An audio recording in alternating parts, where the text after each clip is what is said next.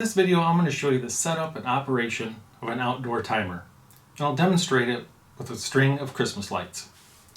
Now, I want to show you the main difference between an outdoor timer and an indoor timer. This right here is an indoor timer.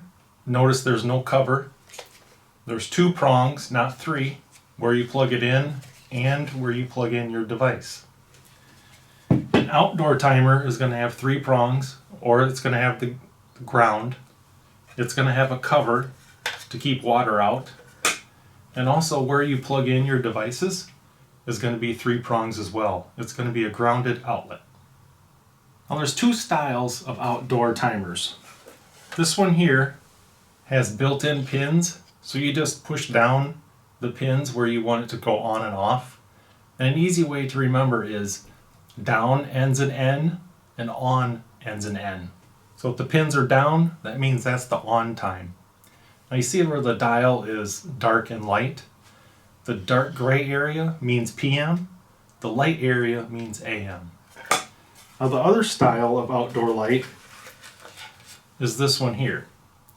You see that's got the green and the red pins.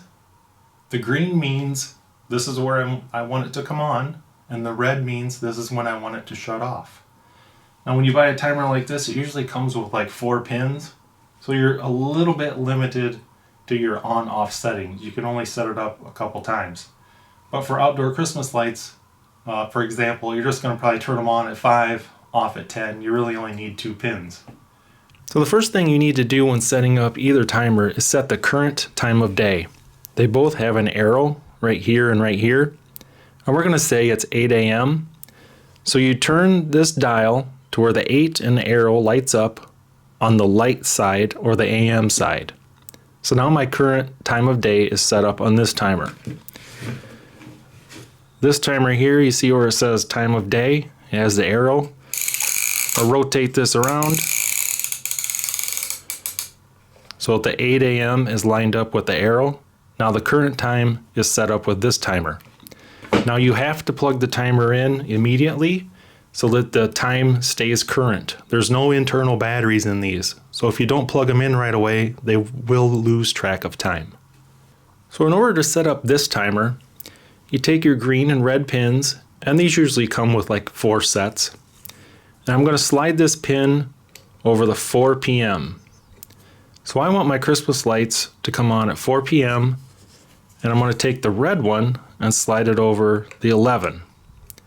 So I want them to shut off at 11 p.m. So my lights will come on at 4 p.m., shut off at 11 p.m. Now this style of timer, it's going to come with all the pins pushed down. First thing you're going to want to do is pull all of these pins up. Just like that. Now we have our current time of day set. And now for this one, it's easiest to use a ballpoint pen. And I'll set it up the same way. I want my lights to come on at 4 p.m. and I want it to shut off at 11 p.m. So I've pushed those 2 pins down, and now you push down all pins in between.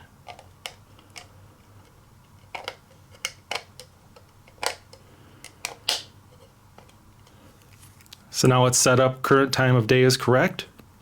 It's going on at 4 p.m. off at 11 p.m. And now the two differences in these timers, why I prefer one over the other, is this one here has an on and a timer. So if you slide this switch up to on, that just means that current is flowing through the timer and whatever you have plugged into it is going to be on. If you want your timer working to the program, you slide this switch down over to the timer indicator. Now to turn this timer on, you can see it barely says on off. You need to rotate this dial to turn it on and off, and there's no indicator if it's on the on or if it's on the off. You can hear that you've done something, but the only way you could tell is by looking at the lights that you have plugged into it, whether they're on or off. So as a review of these two styles of timers, I prefer this one here. It has the 2 plug-ins. The timer is easier to set. It's easier to read. It's a little smaller. And this one these pins, you know how they come out and go in? It's very easy to lose these pins. It only has one area to plug in a device or a strand of lights. It's much larger. So as a demonstration, when you are hooking up, let's say, Christmas lights, there's always a couple strands that don't seem like they work. So you can test your strands through your timer. You just put the switch over to on, and now you have current flowing through, and you can check your Christmas lights before you hang them up. Once you determined you have the lights up that you want, you simply flip that switch over to the timer indicator, close the waterproof lid, and your timer is set up to the program that you set up on it.